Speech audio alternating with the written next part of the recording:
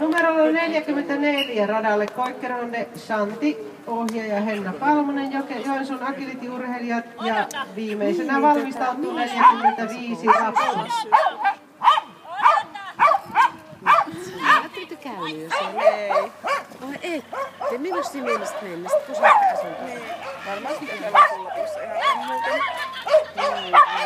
Tai joku antaa Vähän harmittavasti siinä Shanti hyppäsi esteen väärästä se mitä suunnasta. astioita varannut ja kaikki semmoset on.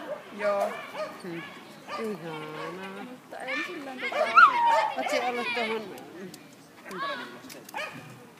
No, kauhata nyt tullut Ankeroisen.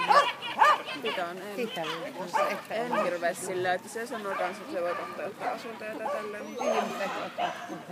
Joo. Ja kyllä se Shantiakin vaan tuo putki kiinnosti enemmän kuin tuonne hypylämmenä. Ja maalis.